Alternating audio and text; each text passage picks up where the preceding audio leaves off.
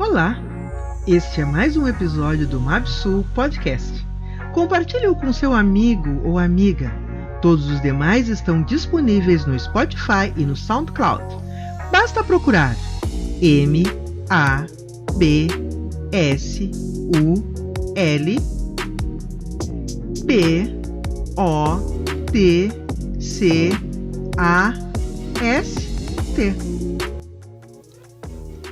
A Lei 10.639 de 2003 e posteriormente a Lei 11.645 de 2008 são instrumentos de orientação no combate à discriminação racial e indígena com o intuito de promover a necessária valorização das matrizes culturais que fizeram do Brasil um país rico, múltiplo e plural, onde todos os sujeitos têm o direito de ser respeitados, reconhecidos e valorizados em sua singularidade e identidades. A professora, mulher, negra, empreendedora e ativista Lisiane Ginsberg coloca este instrumento de lei em ação e em objetivos definidos de forma apaixonada, usando sua liberdade de criação para a transformação social, interrompendo processos de exclusão e buscando esculpir sua vida e de seus alunos, proporcionando uma educação para além dos muros escolares. A educação, como um direito que a professora Lise nos apresenta neste podcast, é paradigmática e engajada de tal forma que ela usa seu talento de empreendedora para financiar projetos escolares e apresenta a moda étnica como um aspecto político e propulsor na construção da significação e ressignificação, por meio da cultura, da autoestima e autoafirmação, rompendo com um conjunto de interpretações que não levam em conta as especificações da diversidade e da essência do povo brasileiro. Ouça e encante-se com a capacidade envolvente desta professora de habilitar pessoas a perceberem suas próprias potencialidades. Eu vou começar apresentando a Lisiane, que eu desejo realmente falar de maneira correta o sobrenome. Então, Lisiane Ginsberg. A Lisiane é licenciada em Letras Português, Francês pela FURC, especialista em Educação para a Diversidade pela URGS, coordenadora do projeto Desvendando em Viamão, Porto Alegre, Rio de Janeiro, anda essa mulher, né?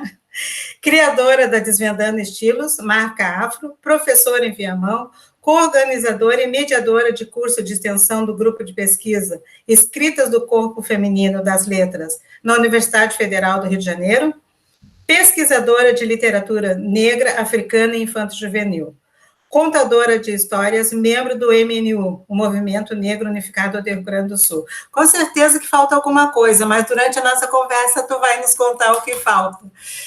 Lise, nós estamos no Mabsul nesse mês de abril, fazendo uma homenagem aos educadores, né? O Mabsul está no mês da educação.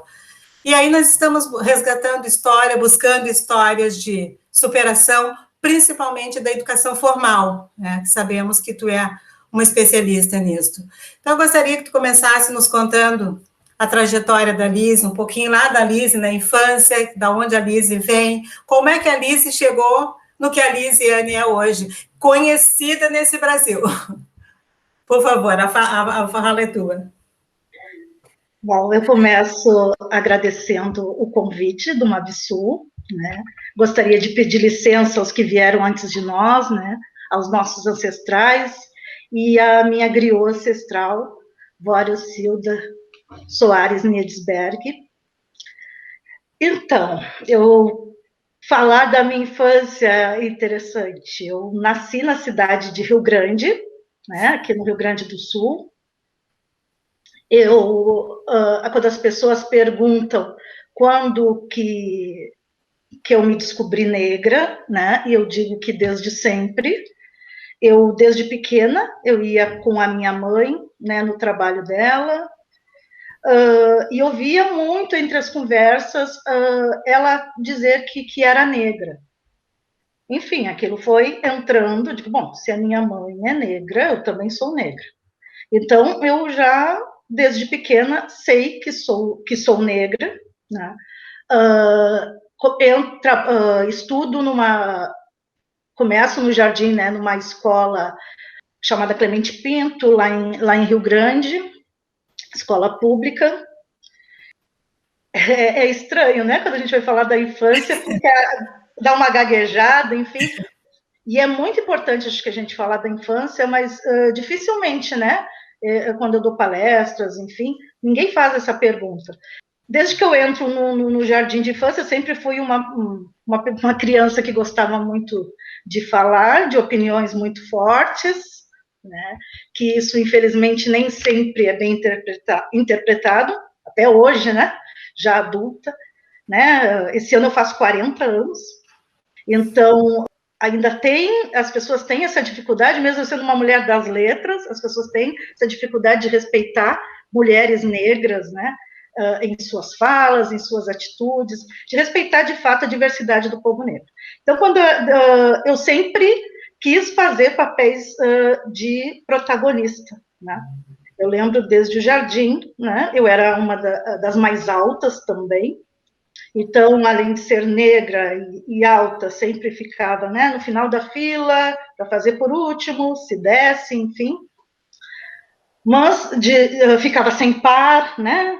Tem valsa, cadê o par? Enfim, né? Ninguém queria o par masculino também, um menino negro, e acabava ficando eu e algum menino negro.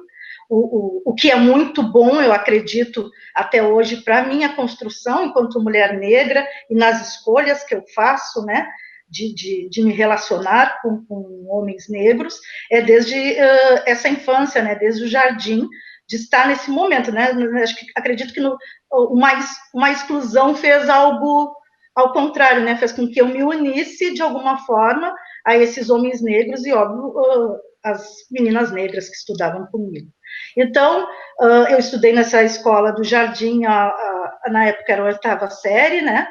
Eu sempre fui muito estudiosa, então estava sempre entre as 3 ou 4 melhores notas da turma, o que fazia com que tivesse um pouco de respeito, né, por mim, e que eu visse menos racismo por parte dos professores, né, mas via com outros colegas de aula negros que não conseguiam estudar. Eu tenho uma lembrança até hoje de um menino negro que se tornou meu amigo, que ele dormia em sala de aula, né, e que desde o primeiro ano, da primeira série na época, né, e diziam que ele não ia ser nada. E hoje ele tem em Rio Grande, no bairro que na época se chamava Municipal, que é o mesmo meu bairro, na verdade não tem um nome, como é uma vila, né, às vezes chamavam de Vila Municipal, às vezes chamavam de Cidade Nova, de Miguel de Castro Moreira, enfim. Ele tem um estabelecimento de samba importantíssimo para a cidade, ele é extremamente conhecido, ele conseguiu transformar a vida dele, né? Então, quer dizer, porque ele dormia, porque ele não se via incluso naquela matéria que era dada no primeiro ano, já estava dado pelos professores que ele não seria nada, né? E hoje ele é, com certeza, um dos homens negros mais importantes da cidade de Rio Grande, né? Então, nesse sentido, eu tinha um respeito, mas isso não quer dizer que também, com certeza, eles pensavam que eu também poderia, né, me desviar desse caminho. Mas eu sempre tentei ser líder de turma, eu fazia as coreografias das turmas, eu montava peça de teatro, eu sempre consegui convencer os professores para que isso acontecesse, a escola gostava disso, né? Então, eu passei por algumas questões de racismo, mas eu tive um protagonismo bem interessante. Já na adolescência, no ensino médio, em outra escola, já não, as coisas ficaram bem mais complicadas nesse sentido, né? E a minha proximidade, lembro muito bem no ensino médio que a minha proximidade maior era com o professor, eu fiz técnico em contabilidade, com o professor negro, né? Da disciplina mais difícil, todo mundo, imagina uma escola enorme, uma única escola em Rio Grande com técnico em contabilidade, as pessoas odiavam aquele professor, né? Eu entro com medo desse professor, ele reprova todo mundo, ele é horrível, e aí eu descubro que esse professor é negro, né? E esse professor não é tudo isso que é dito, né? Ele não reprovava as pessoas, porque se ele reprovasse, eu teria reprovado, e eu era uma das melhores alunas dele, né? Então, toda essa caminhada, né, toda essa construção, já vai fazendo com que eu entenda o que é ser negro, de alguma forma, claro, que não com a ideia que eu tenho desde as informações, o estudo, a pesquisa que eu tenho hoje, né, mas já me faz entender o quão é difícil, né, para que essas pessoas negras estejam nos espaços. E essa tua jornada, essa tua caminhada que estás colocando enquanto criança, né, e a trajetória de adolescente, ela já te fez perceber o caminho que tu queria seguir enquanto professora? Esse tratamento recebido te leva a essa ideia da necessidade do professor negro em sala de aula? Eu sempre achei muito importante. Agora, enquanto tu falava, eu ficava pensando aqui, eu sempre tive uma proximidade muito boa com os professores, né? E principalmente os professores negros. Eles eram raros, mas eu sempre tive uma proximidade. Mas eu não tinha o intuito de ser professora, apesar de quando era criança, né, brincava que era professora, enfim. Eu ouvia muito, quando era criança, que eu era muito mandona, né, que eu só podia mandar, e aí, hoje eu entendo isso, inclusive trabalho com meus alunos sobre isso, não é ser mandona, eu tinha uma liderança, e as pessoas, né, ou por racismo, ou por desconhecimento, outras pessoas negras, né, por desconhecimento, me achavam essa pessoa mandona, né, e não foi, inicialmente, primeiro eu queria fazer dança, e eu não sei em que momento eu esqueci isso, eu acredito que é porque, como que uma mulher negra na cidade de Rio Grande, no sul do sul, né, no interior, vai decidir ser professora de dança, né? Como vai trazer dinheiro para dentro de casa? Isso fica muito nítido para a gente desde criança, de que precisa, quando for trabalhar, escolher trabalhos, o que as pessoas chamam de trabalhos de verdade, né? Que chamam, e não é todo trabalho, né, é um trabalho importante. Então, na verdade, depois que eu caio um pouco, né, do esquecimento, essa história de dança, eu começo a pensar em ser jornalista. E é por isso que eu entro nas letras na Universidade Federal de Rio Grande, porque eu queria fazer jornalismo em Pelotas, que tinha na Universidade Católica, que é uma universidade paga. E a minha mãe disse, como que nós vamos pagar isso? Aí existia todo um sistema, né, que tu poderia pagar depois que te formasse. E aí a minha mãe me ajudou a cair na real, que quando eu me formasse eu poderia não ter trabalho, e ela não tinha como me ajudar a pagar. Então, eu levei muito tempo isso, eu me lembro que a minha avó me deu um Santo Antônio, eu peguei um folder da Universidade Católica e eu colei o Santo Antônio em cima, do jornalismo, para que ele me ajudasse a fazer, né? Não consegui, né? Não tive essa coragem de esperar para ver se eu teria dinheiro, né? E provavelmente eu não teria. E aí eu digo, bom, um dia a Julieta Amaral, que é uma jornalista negra de Rio Grande, um dia eu descobri que ela tinha feito letras. Eu digo, bom, então eu posso fazer letras, então eu vou entrar aqui na FURG em Rio Grande, que é gratuito.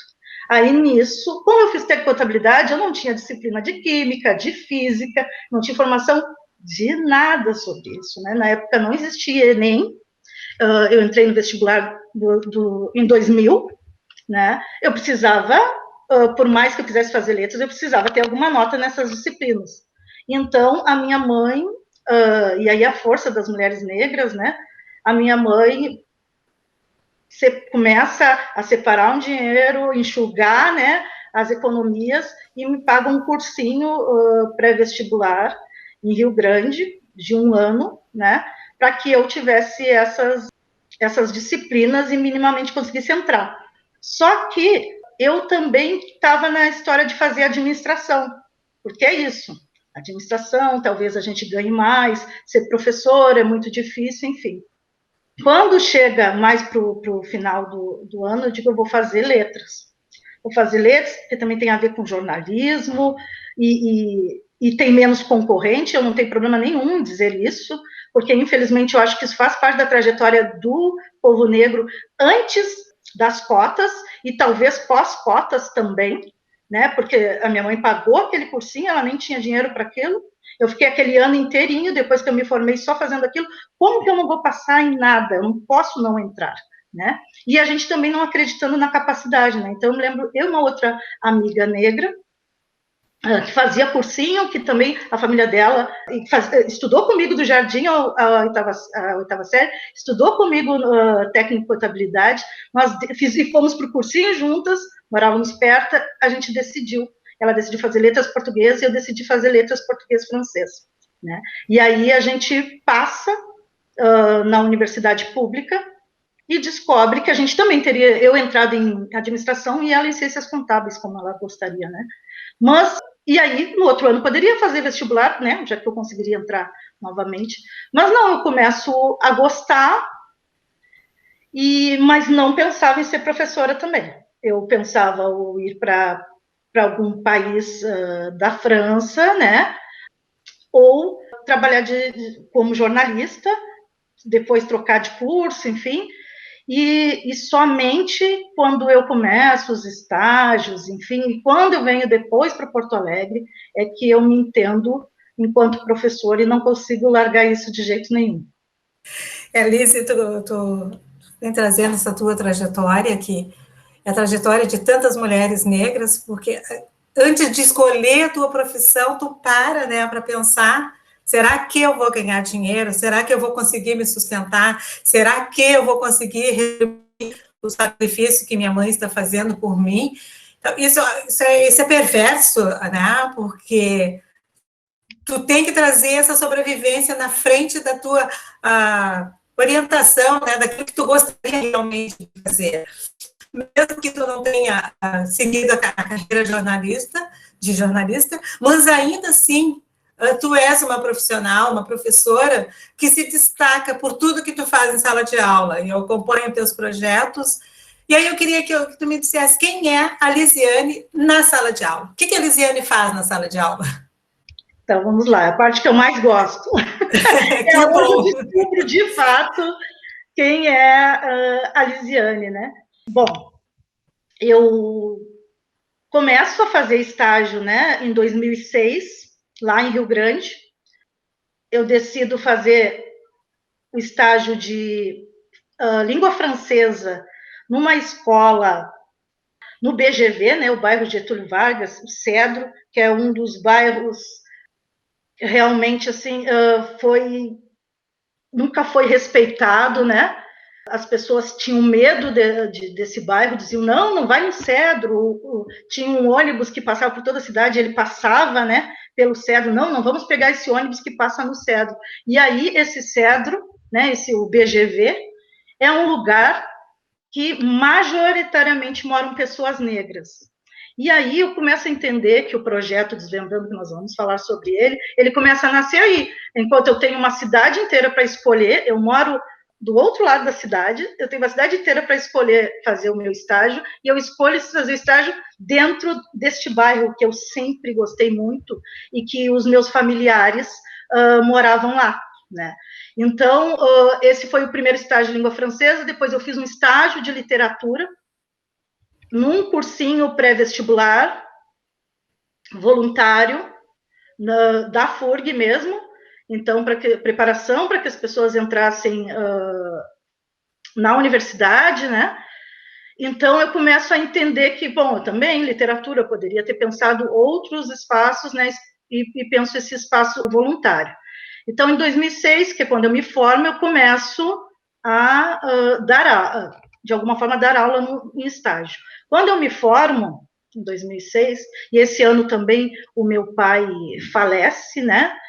Muito novo, e foi um baque, quase que eu não consigo me formar, enfim, e isso faz com que agrave, né? Várias questões psicológicas, e que eu acho importante falar, eu trago como bandeira isso também, porque porque nós que temos depressão, nós não somos inválidos, a gente pode fazer uma série de coisas, né? E quando eu dou palestra para alunos, a primeira coisa que eu falo é que eu falo tudo que eu faço, essa apresentação que tu fez, mais outras coisas, e eu digo que eu sou depressiva, né? E aí eles dizem, como? Os alunos ficam, como que ela faz tudo isso e é depressiva? E a gente sabe que tem muitos alunos, tanto crianças como adolescentes, que têm depressão e que as pessoas já os colocam como incapazes, né?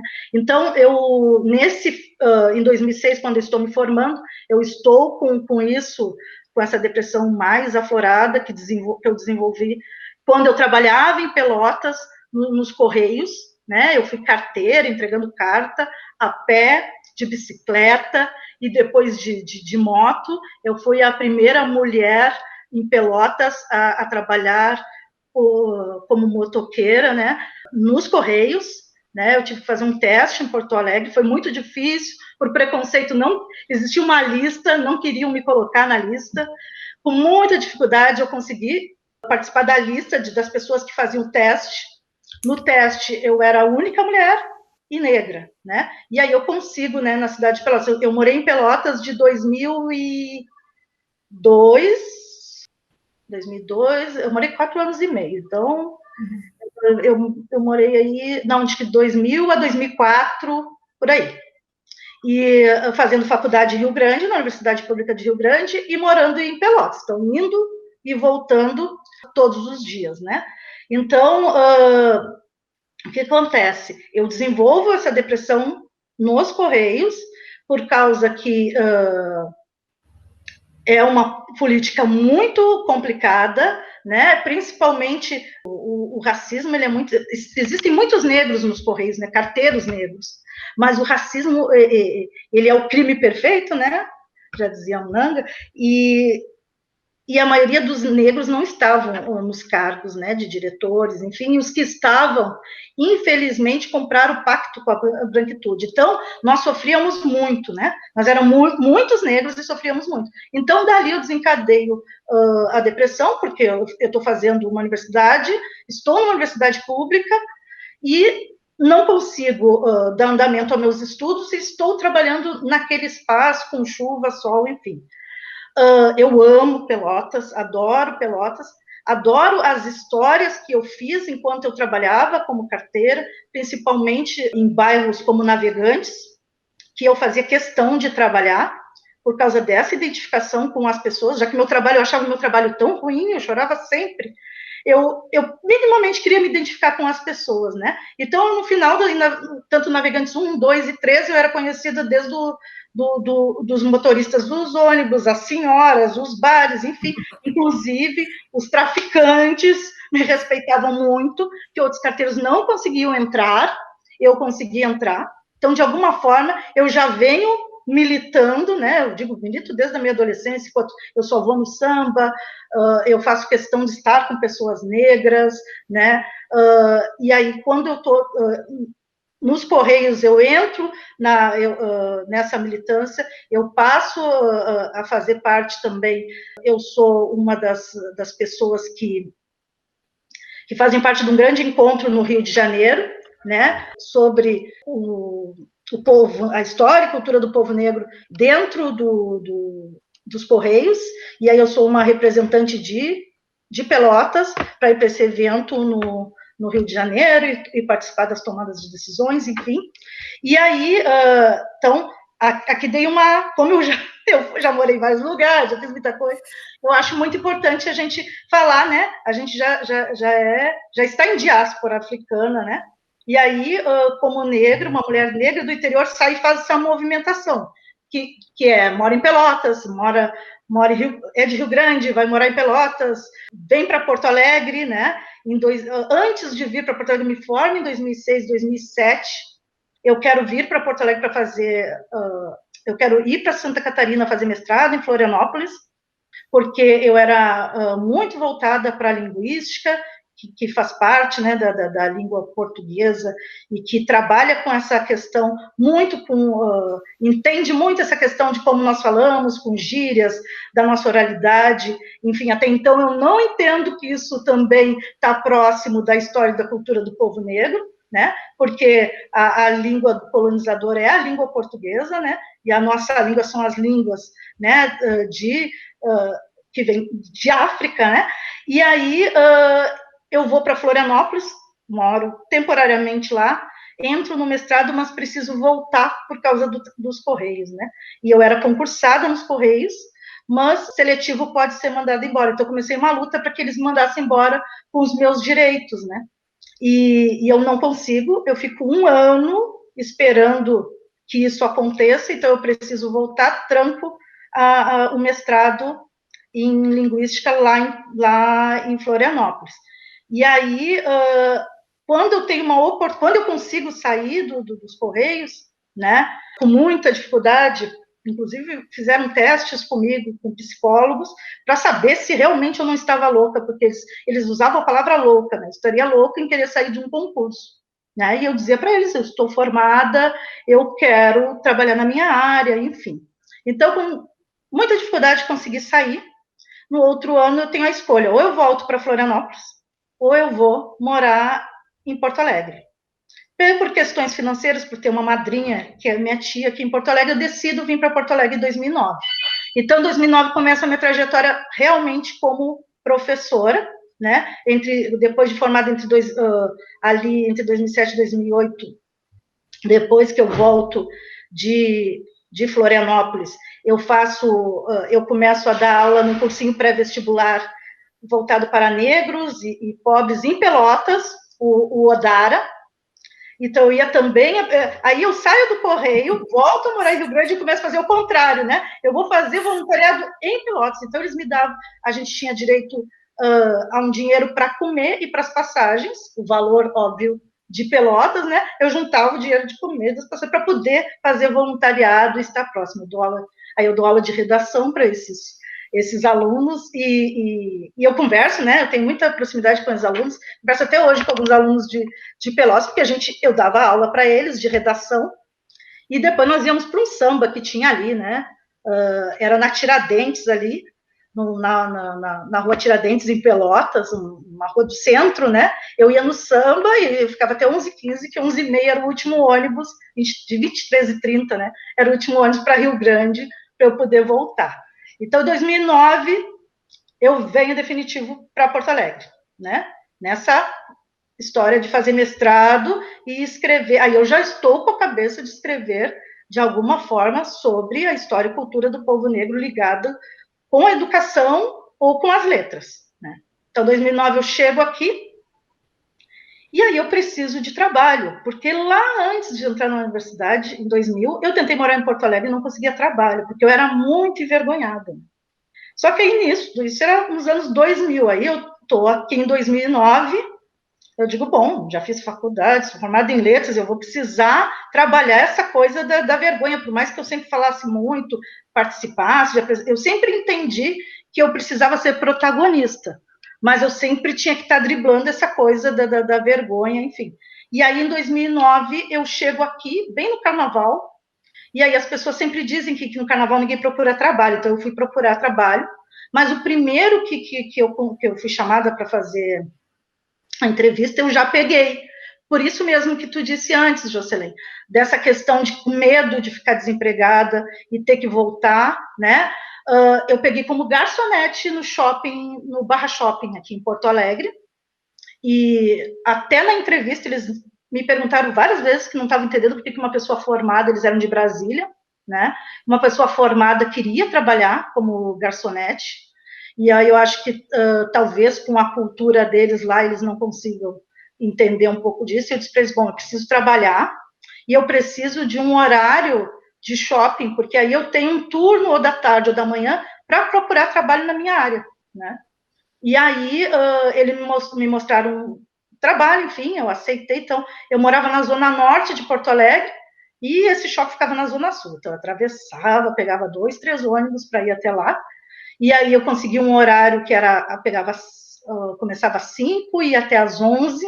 Então, eu procurava trabalho antes. E aí eu consegui na fase, espaço, né, de socioeducação, né, de adolescentes privado de liberdade. deveria ser um espaço de socioeducação de verdade, né, que é reintegrar esses adolescentes, mas infelizmente não é. Mas esse curso que eu fui fazer com eles, dentro da fase, foi um momento de reintegração. Era um curso profissionalizante e que precisava ter português básico e matemática básica. Então, fui dar aula de português básico e eles tinham outros cursos junto, né? Garçonete, para trabalhar fazendo comida, enfim, várias coisas. Então, eu começo a dar aula nesse espaço e já eu fui uma das últimas, né, a dar aula. Primeiro começaram esses cursos que eles escolhiam, até para que eles, né, tivessem um interesse, para depois, né, eles entenderem que tinham que ter aula também de português e matemática. E aí eu via muito dos professores que eles ficavam em aula cantando e que eles não prestavam atenção. E eu digo, bom, vamos ver se na minha aula vai acontecer. No meu primeiro dia de aula, aconteceu, né? Não era diferente dos outros até então. E aí eu vi eles cantando a música, cantavam mais alto alguma música que geralmente era rap dos Racionais. E eles estavam cantando A Vida é um Desafio. E aí eu não consegui, eles tinham feito uma cartilha, não consegui usar a cartilha, eu fui para casa e pensei, sabe de uma coisa? Eu vou trabalhar o que eu quero de língua portuguesa da cartilha na música dos Racionais. Então, eu imprimi essa música, A Vida é um Desafio, e na próxima aula eu levei e já cheguei distribuindo. Deu 3 páginas, se eu não me engano. Eu tenho até hoje guardado como lembrança. E aí eu distribuí para eles. E eles chamavam a gente de dona, né? Eles, o que é isso, dona? Eu digo, ué, a música que vocês estavam cantando ontem. E eles, não pode ser. Eu digo, vocês não reconhecem a música? A Vida é um Desafio, vocês estão cantando ontem. Aí o que nós vamos fazer com ela? Cantar. A dona vai cantar. Duvido que a dona vai cantar, nem sabe esse tipo de música. Eu digo, o quê? Eu passei toda a minha faculdade, sou formada em letras, e foi muito difícil esse período da faculdade, eu disse para eles.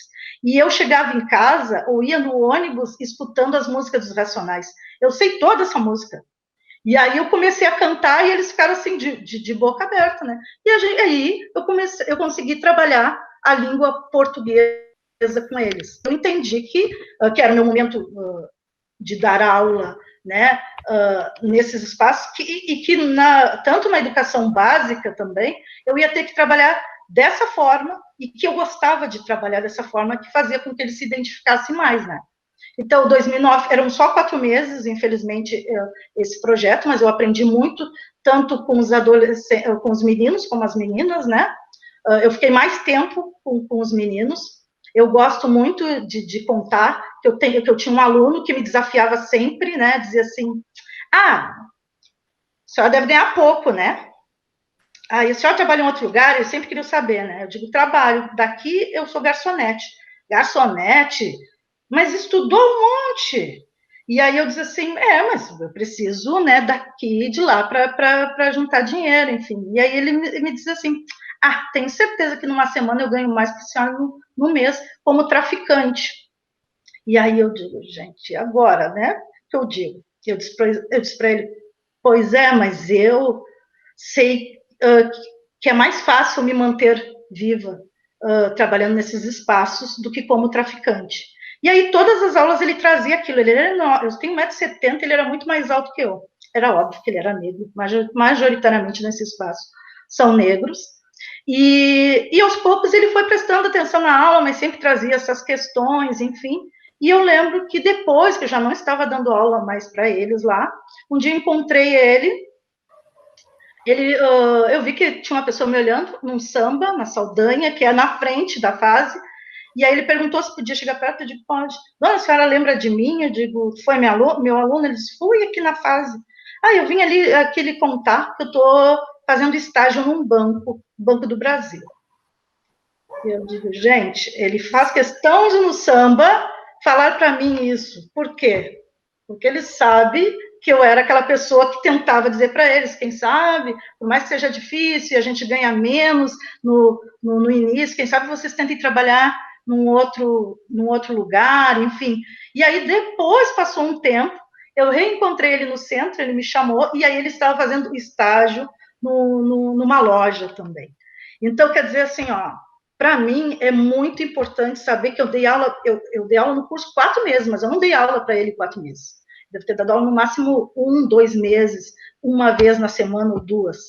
E ele me vê como essa pessoa que ele tem que dizer que ele mudou de vida, né?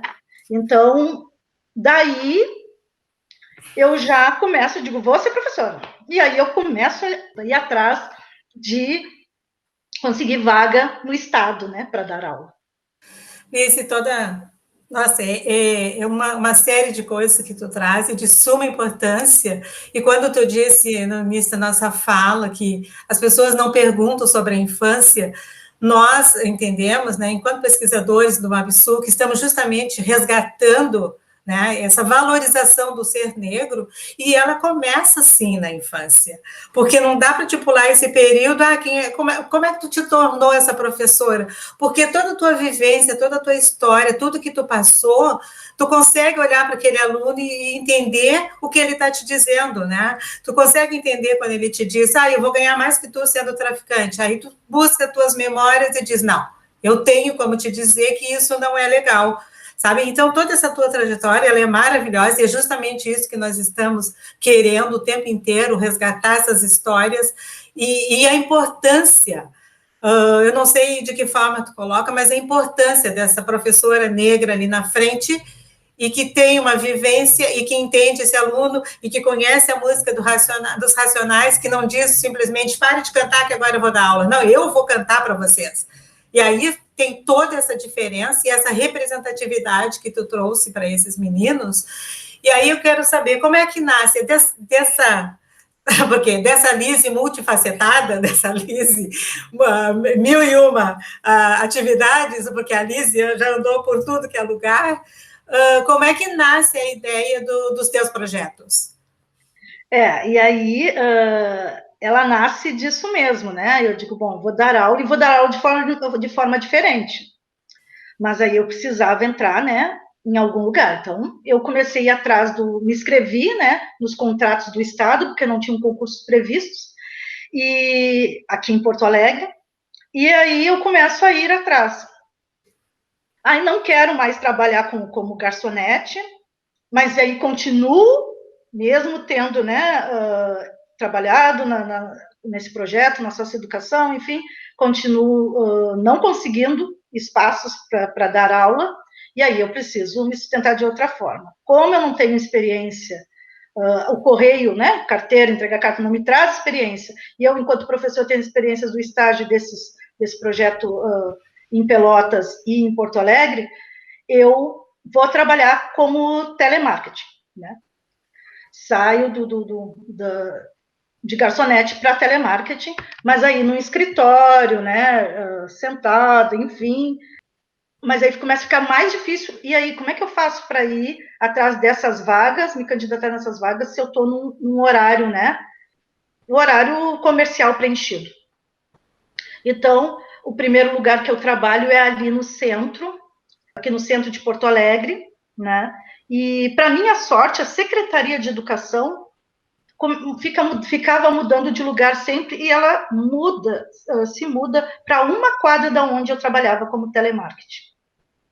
E aí eu tinha intervalos de 10 minutos, no máximo de 20. Então, as minhas colegas, a gente descia, né? E aí elas tentavam segurar o tempo para mim, né? Para que eu corresse, mas literalmente correndo. Eu ia até a Secretaria de Educação, porque eu descobri que a gente se inscrevia nos contratos, mas se a gente fosse lá e tivesse uma escola, a gente poderia assumir aquela escola, o que está totalmente errado, né? Se a gente estava numa lista, deveria ser chamado, já que a gente se inscreveu, colocou endereço, telefone, enfim, né? Mas eu digo, bom, se é assim, eu vou ter que ir. Então, várias vezes eu fui na porta, olhei o relógio e as minhas colegas na esquerda, volta, que a gente tem que bater, porque a gente tinha que bater ponto mesmo, né? E aí, eu sei que numa dessas, estava bem vazio, porque geralmente estava cheio, e eu fui e consegui entrar, né? E aí tinha vaga numa escola, que era na zona norte de Porto Alegre, numa comunidade, que é o bairro Rubem Berta, né, exatamente no Leopoldina, e aí me ofereceram para dar aula de literatura, eu digo, quero. Aí disse, você tem que dizer uma coisa, essa vaga está aqui. Eu digo, eu venho sempre, nunca tem vaga, eu não consigo entrar, bem assim, né, esbaforida, 10 minutos eu tinha para fazer tudo aquilo, e eles disseram assim, que a gente precisa te dizer uma coisa, porque várias pessoas já foram lá, já pegaram a vaga e voltaram. Então a gente resolveu dizer a verdade. Mataram uma professora na porta da escola. É por isso que essa vaga está em aberto. Eu digo, eu quero. Eles, tu tem certeza? Eu digo, tenho. E eles, não tem medo? Eu digo, não. E aí eu digo, eu preciso desse trabalho. E aí eles me deram o papel e eu vou até a escola. A escola me muito feliz quando eu chego, e aí daqui a pouco a escola também vem me dizer a mesma coisa, a gente precisa te contar uma história. Eu digo, que mataram uma professora aqui na porta, e ela assustada que eu falei tranquilamente. Eu digo, não, é muito triste, né, saber que isso aconteceu, mas independente dos motivos, eu acho que esses alunos, eles não podem ficar sem professores, né? Eles não podem achar que o que aconteceu aqui vai limitar a vida deles, eles não vão poder nem estudar mais, né? Então, eu venho trabalhar aqui. Então, isso eu começo a trabalhar em 2010, 2011, no Estado, dando aula no ensino médio noturno, e aí esse ensino médio noturno, eles são jogados de lado, literalmente, né? Eles chegam, a aula começava às 7 horas, 19 horas, mas eles não conseguem chegar por causa do trabalho, também majoritariamente negros, eu tinha alunos de 16 a 50 anos, eu tinha pai e filha estudando junto também, e aí eles tinham desânimo, um cansaço e zero expectativa, né? Vou terminar o ensino médio para ver se eu consigo melhorar do trabalho que eu estou. E aí eu começo a fazer, mesma coisa que eu fiz na fase, eu começo a fazer algumas coisas diferentes com eles. Só que eu tinha pouquíssimo tempo, minhas aulas eram de 45 minutos. Então eu tinha que dar aula de literatura nesses 45 minutos, tinha que separar um tempo para que eles lessem, porque eu tentei mandar livro para casa, era óbvio que eles não conseguiam ler. Filhos, problemas, enfim, tinha que separar um tempo, tinha que de alguma forma resgatar a história e cultura do povo negro e trazer essas coisas diferentes. E aos poucos, né, errando, acertando, eu fui indo. E em 2013 eu entro na especialização na URGS, essa especialização em educação para a diversidade, e não contente, eu estou fazendo mestrado em Buenos Aires, na Argentina. Não contente, eu estou fazendo essas coisas todas. E aí e eu já não estou mais, eu já começo a conseguir outras turmas na escola, então eu saio do trabalho por um tempo, ainda fiquei dando aula à noite e trabalhando como telemarketing. Na verdade, eu fazia cobranças, né, de carros, eles tinham outra denominação, mas é telemática, lá no telefone cobrar as pessoas. Então, eu fico um tempo fazendo as duas coisas, eu fazia as chamadas, corrigia tudo na minha hora do almoço, eu já saía, no final da tarde ia. E aí eu consigo ficar só como professora, e aí eu começo a dar aula também para o ensino fundamental, 6º ano, que eu amo de paixão também. E aí, pela manhã e à tarde, nessa mesma escola, no Baltazar de Oliveira Garcia, eu dou aula manhã e tarde para o 6º ano, e à noite eu continuo com o ensino médio, algumas disciplinas de língua portuguesa, que tem um pouco mais de horário, né, tinha mais, além de 45 minutos, né, tinha mais 3 ou 4 aulas, e aí eu começo a trabalhar com eles, e aí eles me pedem, tanto no mestrado, que o mestrado eu só ia em janeiro e julho, nas férias eu ia fazer mestrado e em Buenos Aires, me pedem numa disciplina para eu fazer algum trabalho, mostrar algum trabalho sobre educação, porque o mestrado é em educação. E a especialização também pede que o TCC, o trabalho de conclusão de curso, fosse um projeto de intervenção na educação básica, mas que não era obrigado a aplicar. E eu digo, como assim não era obrigado a aplicar? Eu digo, então tá, eu vou juntar isso que eu faço e vou dar nome. E aí, vendo uns livros lá em Buenos Aires, eu vi um livro que falava em problemas sociais e coisa e tal, e aí veio o projeto Desvendando os Problemas Sociais. Hoje eu chamo ele só de Projeto Desvendando, mas o nome dele é Projeto Desvendando os Problemas Sociais, e não contente, quando aconteceu aqueles rolezinhos que não deixavam os negros entrarem no shopping, eu acrescentei 2 pontos e coloquei rolezinho educativo. Por quê? Porque desde 2013 a gente começa a fazer voluntariado dentro da comunidade. A comunidade que fica do lado do Rubem Berta, que é a Vila Safira, num projeto que se chama Vó Chica, né? Então, esses alunos de comunidade, do ensino médio noturno, que são adolescentes, que são adultos também, eles começam, e são pobres, começam a fazer voluntariado sem valer nota, junto com a professora de português e literatura deles, que geralmente são disciplinas que eles não gostam, aos sábados. Então, tudo porque eu conversei com um aluno que eu ia começar a fazer voluntariado, porque eu sempre quis ser professora, e eu achava que, como eu estudei numa universidade pública, eu precisava dar um retorno. Então, eu tinha achado um espaço, eu já tinha ido visitar o projeto, eu tinha adorado, era ali perto, enfim, e ele perguntou se podia ir. E aí os outros alunos assim, onde é que tu vai? Eu vou com a Sora, ela vai fazer o voluntariado. Eu quero ir também, eu não sei, eu tinha 17 turmas.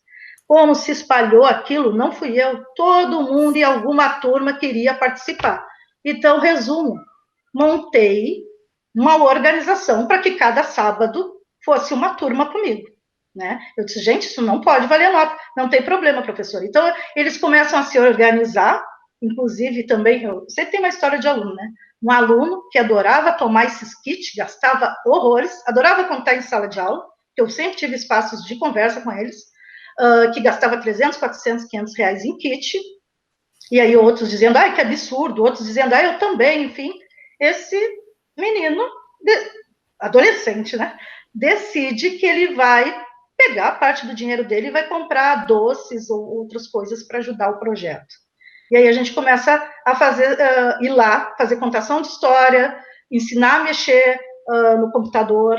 Eu tinha uma aluna que era cantora, ela dava aula de canto. A biblioteca deles, eles tinham uma biblioteca, eles tinham muitas doações, principalmente de livros de literatura negra. Nós começamos a fazer essa contação de história. Então, eu comecei a organizar os alunos a serem como se fossem professores também, né? No espaço aos sábados. Isso cresceu muito. E aí entrou 2013, 2014, aí 2014 quem se formou, porque eu dava aula primeiro, segundo, terceiro ano do ensino médio, alguns resolveram continuar, quem tinha um pouco de tempo. Então, o projeto Desvendando, ele trabalha com diversidade, né? Mas ele tem ênfase na história e cultura afro-brasileira e africana, né? Na educação básica, nas escolas públicas de educação básica, né? E para alunos e ex-alunos.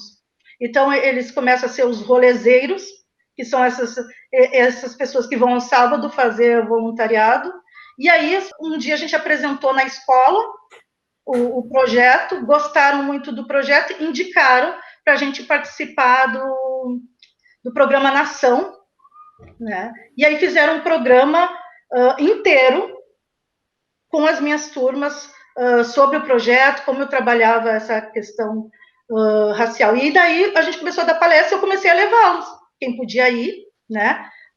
Ia junto e dava palestra junto comigo, e aí a gente dava palestra, as pessoas choravam, ficavam impressionadas, porque, infelizmente, se tem essa ideia que adolescente não faz nada, adolescente é rebelde, né? E aí a gente desvenda isso, né? Mostrando o que eles fazem, e que eles conseguem também ajudar crianças, né? Outras crianças negras e não negras a entenderem, né?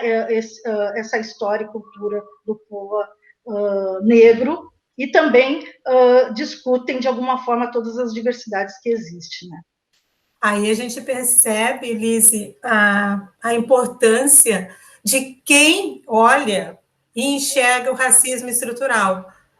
Porque tu enxergou dentro das instituições, tanto públicas como privadas, por onde tu passou, tu enxergou o racismo ali estruturado. Tão estruturado que os alunos negros problemáticos já eram literalmente colocados de lado. Esses aqui não vão dar nada na vida, então não preciso gastar meu tempo com eles. Sim. Né? E vai lá e faz o inverso. Esses aqui é que eu preciso trabalhar com eles, porque eles estão perdidos, então eu preciso resgatá-los. Então, essa tua visão do racismo estrutural, que descarta esse jovem negro, porque esse só vai dar para o tráfico e nada mais, faz com que tu tenha uma identificação com eles de suma importância, porque, né, eles estão olhando, pô, né, a Sora, né, eles dizem, a Sora é que nem eu, a Sora canta, dança, vai para os colezinhos, participa, então, eles se enxergam, bom, tem uma pessoa que nem eu, tem uma pessoa que acredita em mim, tanto que o menino, né, que tu disse veio te procurar e te dizer, olha, estou fazendo estágio no Banco do Brasil, né? Se tu não estivesse ali, talvez ele nunca tivesse chegado ao estágio do Banco do Brasil, tivesse se perdido realmente, achando que pegar o dinheiro do tráfico era mais fácil. E aqui tem a importância, né, da identificação, da representatividade, né, daquilo que eu me enxergo. Opa, eu posso ser como ela. E isso, assim, é de uma importância tão gigantesca que parece que as pessoas não se deram conta do quanto um professor tem uma responsabilidade gigantesca nas mãos, né? É uma responsabilidade muito grande, muito forte, e ela precisa ser muito consciente. É claro que ser professor, hoje em dia, nos defende, é uma loucura total, né? Reconhecemos isso. Mas, ainda assim, o professor é uma salvação, sim, para muitos jovens, né? Com certeza. E aí, Liz, com toda essa tua trajetória, com toda essa tua caminhada, com tudo que tu faz, tu ainda inventa mais uma coisa, né? Tu vai te meter no mundo da moda. O que é isso? Por quê? Para quê?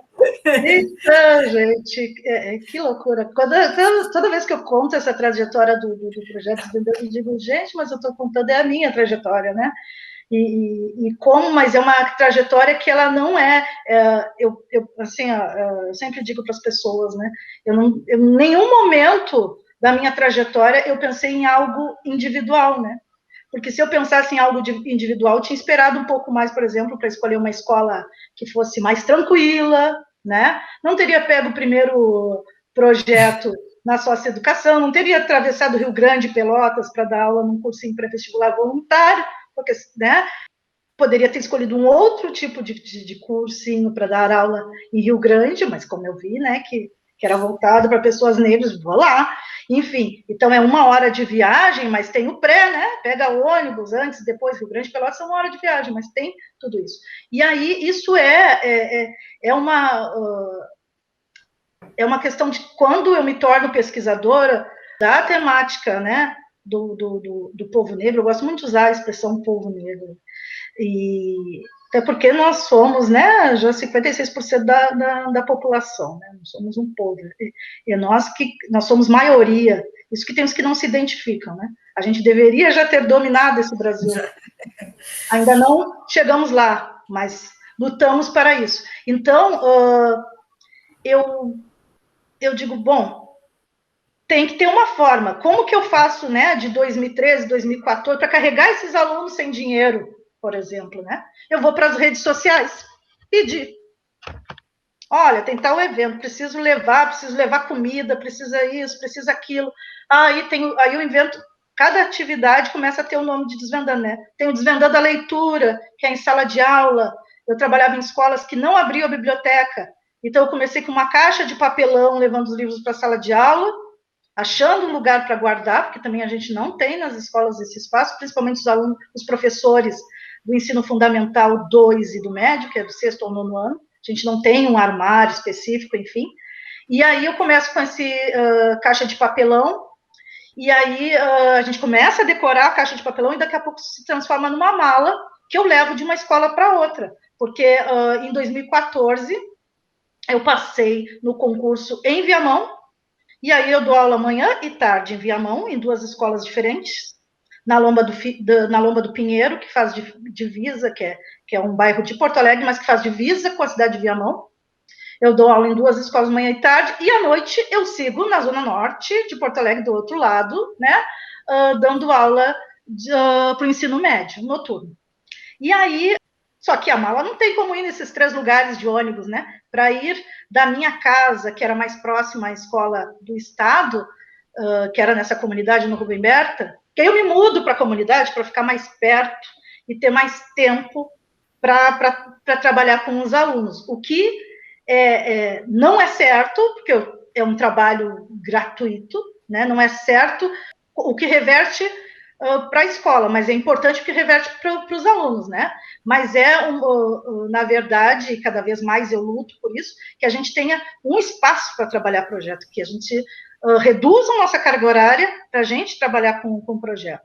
Então, naquela época era tudo ou nada, não tinha como, né? Então, eu me coloco nesse lugar, bom, nas minhas folgas eu vou trabalhar com projeto porque me faz bem, já era uma coisa que eu queria fazer, enfim, e os alunos me ajudam mesmo, né? Eu não gosto muito dessas coisas de redes sociais, eles já fazem a página do projeto, enfim, a coisa começou a andar. E aí, tentando, assim, me encontrar, né? Nos anos 2014, eu começo a fazer esse trabalho em Viamão, reduzo a minha carga horária no Estado, mas aí eu passo no concurso no Estado, e aí eu fico nos 2 lugares, né, para aumentar um pouquinho o salário de professor, e aí eu estou trabalhando manhã, tarde e noite, né, 60 horas, e aí começa a ficar bem complicado, porque eu começo a passar mal, a não dar conta, e aí eu também largo o mestrado na Argentina, por questões financeiras, mesmo trabalhando nos 2 lugares, eu não tinha como bancar as minhas idas até lá, e também pelo excesso de trabalho. E eu digo, bom, como a especialização é numa universidade pública aqui em Porto Alegre,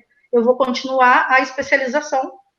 E aí eu concluo, em 2015, a especialização, levo os alunos para apresentar o TCC junto. Dizem que foi dito, né, na educação, que foi a primeira vez que um professor defende o seu TCC com alunos junto, né? E aí a gente tem um salto aí, né? Eu fico 2000, e é importante para chegar na moda. 2015, eu saio dessa escola, que eu já trabalho lá desde 2010, né? E aí a gente diz que é racismo, tem que dizer que é racismo, né? Sempre disseram que eu não dava aula, né? Que a minha aula era uma bagunça, mas sempre também ouvi assim, a professora Lisiane tem esse projeto aí, tal de Desvendando, ela fica inventando um monte de coisa, e nós, professores, temos que inventar alguma coisa para não... Senão parece que a gente não está fazendo nada, porque os alunos, eles têm capacidade de vir na aula dela e fugir das nossas, né?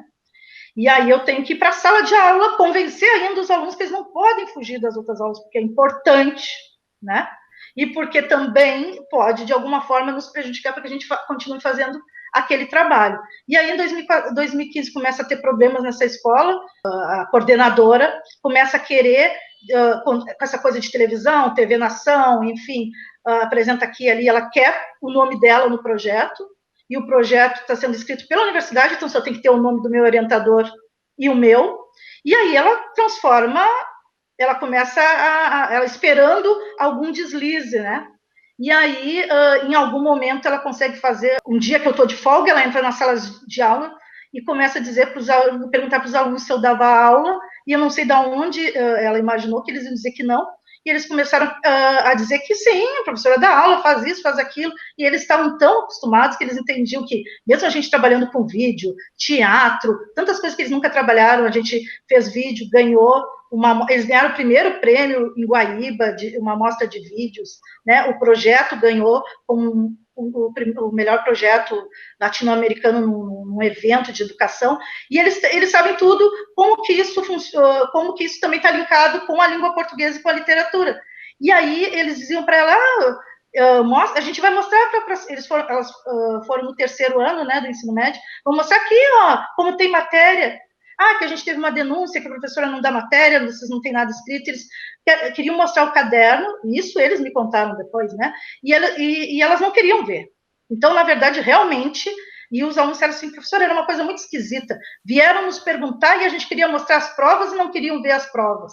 E aí, eu digo, gente, não acredito que estou fazendo isso com os alunos que eu já tinha dado aula 1º, 2º, 3º ano, que já me conheciam, enfim. E aí começou a ficar insuportável trabalhar na escola, né, porque eles ficavam esperando que eu te desse um deslize, e aí eu resolvo sair da escola, consigo uma vaga no presídio feminino, Madre Pelletier, em Porto Alegre, para dar aula dentro de uma escola, lá no Neja, e preciso sair dessa escola, e aí como é que aviso os alunos, né? Foi uma loucura, chorava eles fizeram cartazes, queriam fazer manifestação para eu ficar, e aí eu digo assim, não, como eles assim, que a gente vai chamar a imprensa aqui, vai contar o que aconteceu.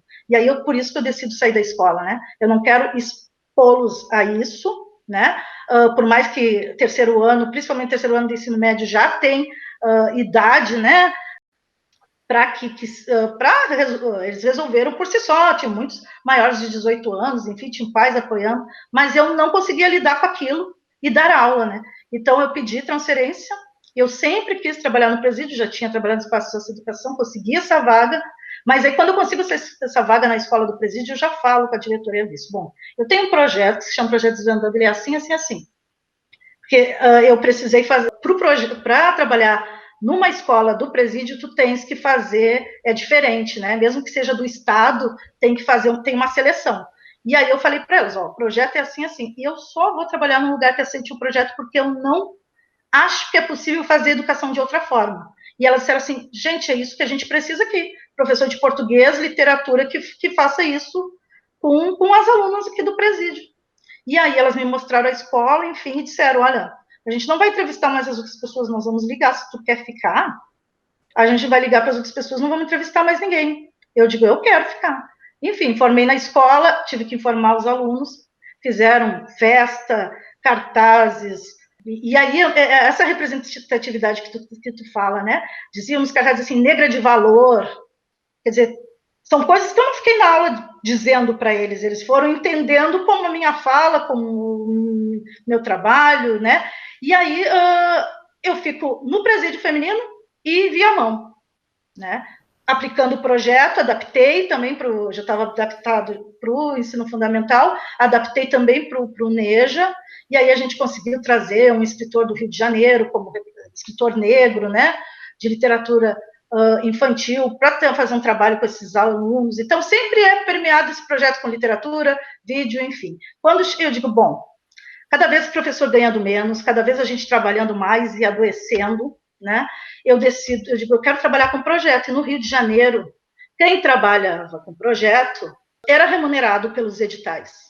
Eu digo, eu vou lá tentar pedir 2 anos de afastamento do concurso de Viamão, me exonerei do Estado, porque o Estado já estava parcelando o salário, como infelizmente parcela até hoje, e em 2017 eu vou morar no Rio de Janeiro. E é no Rio de Janeiro que nasce a marca Desvendando Estilos, né? E ela nasce por quê? Porque eu chego em julho de 2017 no Rio, né? Muito difícil largar essas turmas, mais choradeira, mais festa, e chora e tem festa, e uma loucura, professor dançando e sarrando no ar, que era a época de sarrar no ar, enfim, chego lá, né, com toda essa energia no Rio de Janeiro, sou convidada para dar uma entrevista numa rádio sobre o dia 25 de julho, né, dia da mulher negra, né, e aí eu faço uma entrevista com mais 2 mulheres negras que eu não conheço, eu fui representando a educação, e aí eu tinha acabado de sair no catálogo Intelectuais Negras da UFRJ, representando o Rio Grande do Sul com a educação básica. Eu chego no Rio e eu descubro que as pessoas já conhecem um pouco do meu trabalho por causa desse catálogo que tem a bio, né? A nossa bio, a Rosemar, né? Que é idealizadora do Mabsul, ela também faz parte desse catálogo de intelectuais negras. E aí eu chego lá e me aproximo com a militância, me aproximo desse espaço e em seguida eu já estou inserida, né? Só que cadê dar aula, né? Eu saí de Porto Alegre com todo mundo me dizendo, rapidamente, com teu currículo, tu vai conseguir dar aula. Mas aí eu tenho que dar aula em escolas particulares. E aí essas escolas particulares não querem uma mulher negra, do movimento negro, pesquisadora da história e cultura do povo negro, que, para piorar na concepção deles, aplica isso em sala de aula. Não quer esse professor para dar aula na educação básica. E aí eu não consigo. Eu consigo uma escola por indicação, 10 horas, ganhando R$400, e cadê as outras turmas e outras escolas para conseguir? Não consegui, e aí eu preciso vender roupa. Eu já vendia roupa no Rio Grande do Sul, para complementar o salário, para poder fazer viagens, para poder, de alguma forma, né, que eu pedi ajuda nas redes, mas eu também bancava muita coisa do projeto Desvendando, e aí eu começo a revender roupa, e revendi bastante. Só que como eu estou no Rio, Eu estou muito mais próxima dos tecidos africanos. E eu quero usar roupas de tecido africano. Eu digo, como que eu vou vender? Eu vou usar roupa de tecido africano se eu não vendo roupa de tecido africano? E sempre foi essa a minha vitrine, né? Porque enquanto eu estou dando palestra, eu estou na rádio, né? Fazendo, porque aí eu sou convidada para fazer um programa com essas mulheres negras na rádio, que se chama Na Onda das Pretas. Foi o primeiro programa de mulheres negras à frente. A gente fazia live lá em 2017. Então, é uma coisa que era ao vivo na rádio e live. Então, quer dizer, a gente já fazia isso há muito tempo, né? E aí eu digo, bom, eu vou aparecer com uma roupa e vender outra? Aí, início de 2018, eu faço umas 10 peças, e as pessoas sempre dizem, eu faço primeiro uma roupa para mim, as pessoas, que legal essa roupa, aí eu fiz umas 10 peças, e eu vendi rapidamente. E aí eu digo, bom, vou lançar uma marca. Como é que vai se chamar? Tem que ter Desvendando, né? Vai se chamar Desvendando Estilos. Por quê? A intenção da marca é, desde 2018 até hoje, que infelizmente ainda não consegui, que ela banque o projeto Desvendando e que ela oportunize espaços de trabalho para esses meus alunos e ex-alunos que estejam desempregados, né? E para alunos negros, né, que são os que têm mais dificuldade de conseguir trabalho, assim como eu, né, com muitos anos, né, dando aula na educação, com prêmios, enfim, não consegui trabalho, né, então imagina esses alunos que muitas vezes não conseguem nem estudar. Então, a Desvendando Estilos nasce em fevereiro de 2018, no Rio de Janeiro. Aí eu marco o lançamento na Casa França, um espaço muito importante, muito legal. E aí eu lanço nas redes, bombou rapidamente, e aí eu vou tomar banho toda feliz, caio e bato com a cabeça. Não consigo fazer o lançamento, e aí vai daquele jeito que é desde que toda a vida foi com um projeto Desvendando, foi a Lisiane Nidsberg, e está sendo a marca Desvendando Estilos. Vai como dá, né? Aí eu tentei ir lá, mas eu não consegui ficar, estava muito tonto, né? Tive que voltar para casa e fui vendendo. Comecei a vender, levava uma mochila, levava uma mala no ônibus, no trem, no metrô, no Rio de Janeiro, eu andava com uma mala enorme. E aí as escolas começaram no Rio de Janeiro, em algumas escolas pode vender as roupas. Então, as pessoas começaram a me propor se eu poderia dar palestra. Quando eu fosse levar as roupas para elas olhar, a professora adora olhar roupa, né? E eu não podia dar palestra. Então, meio que ficou isso, né? Eu dava palestra sobre o meu projeto, né? Como aplicar ele em sala de aula, que as pessoas tenham ideias a partir dele. E eu mostrava as roupas. E aí, bombou a marca, né? Mas é aquilo, né? Empreendedores negros, nós não temos capital, e muitas vezes aparecem as oportunidades para que a marca vá longe, mas a gente não tem capital e não tem quem nos ajude nesse trabalho, né?